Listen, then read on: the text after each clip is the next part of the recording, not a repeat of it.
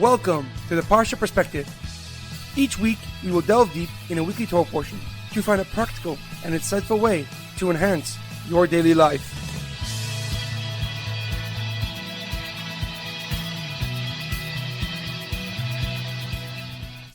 Thank you for tuning in. My name is Rabbi Shalom Yemini, and each week we will look into the weekly Torah portion to find practical and insightful ways to enhance your daily life. Before I begin, each Wednesday we put out a minute perspective which can be seen on Instagram at Parsha Perspective or on Facebook at the Parsha Perspective before the full episode of the Parsha Perspective comes out on Thursdays.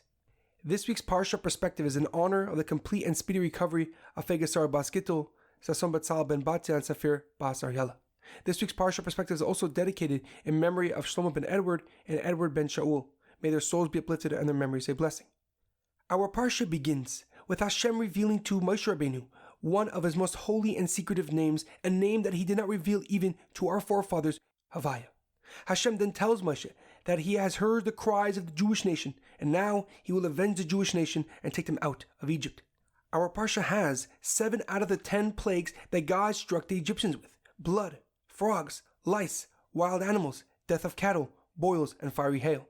Each plague cycle lasted 1 month. Moshe and Aaron would warn Pharaoh about the upcoming plague for 3 weeks, and the plague itself would last 1 week. However, a question comes to mind. When Moshe told the Jewish nation the 5 words of salvation and redemption, they did not pay attention, for they were tired, exhausted, and worn out from all the forced labor. So Moshe relayed the reaction to Hashem, who responded that he must go speak to Pharaoh. As the pasuk writes, "Boi daber el Pharaoh melech Mitzrayim," come and speak to Pharaoh, the king of Egypt. However, the word in Hebrew, "boi," means come, which implies that someone is going with Moshe to speak to Pharaoh. Who was going with Moshe to speak to Pharaoh to release the Jewish nation? One of the answers that is given is that Hashem was speaking about Aaron, his brother. For Moshe just told Hashem that when he spoke to the Jewish people, they did not listen. And as it says in the end of next pasuk, "I have a speech impediment, ani or else vasayim." And therefore, Hashem was telling Moshe that Aaron, his older brother, should come with him when speaking to Pharaoh. And this is why we see that Hashem instructs both Moshe and Aaron in the next pasuk to go and address Pharaoh together. However, the Chizkuni, the famous French rabbi, gives a deeper and more profound explanation. He writes that God told Moshe to come and speak to Pharaoh because he was going with him. Hashem was not telling Moshe to go speak to Pharaoh by himself, but instead how God himself would accompany Moshe when he goes to Pharaoh. He was going there to give Moshe the courage, the strength, and confidence to demand the Jewish people's release. The Chizkuni continues that in fact Hashem accompanies the Jewish people wherever they go.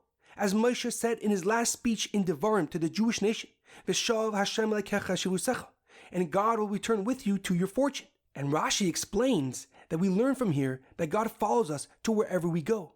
Whether we travel to the 4 corners of the universe or embark on a new spiritual journey, Hashem is with us. The Talmud in Avodah Zarah writes that part of Hashem's day since our exile is mourning the destruction of the Beis Hamikdash, the temple, for he is with us in exile as well. And when David HaMelech was on the brink of death without food or water, he famously said, "Gam ki elech begeitz hamaves lo ira ki ata imadi." Though I walk through the valley of the deepest darkness, I fear no harm, for you are with me. In our daily life, it is imperative that we understand that God is always with us no matter where we are. And this important lesson is especially prevalent during such chaotic and unsettling times. And we must remember that from the time of Avram Avinu, there has been an enduring and everlasting bond that has solidified our relationship with God. We should never think that we are forsaken or without leader, heaven forbid. For even when we can't see him, we must know that he is with us and guiding our way. I want to quote a part of a poem of belief written by a Jew in the Nazi concentration camps during World War II. "I believe in the sun even when it's not shining. I believe in God even when he's silent. I believe through any trial, for I know he's always there." Have a great weekend and good Shabbos.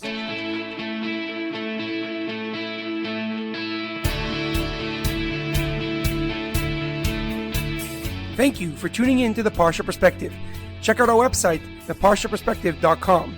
Send thoughts and comments to theparshaperspective@gmail.com. Till next time, thanks for listening.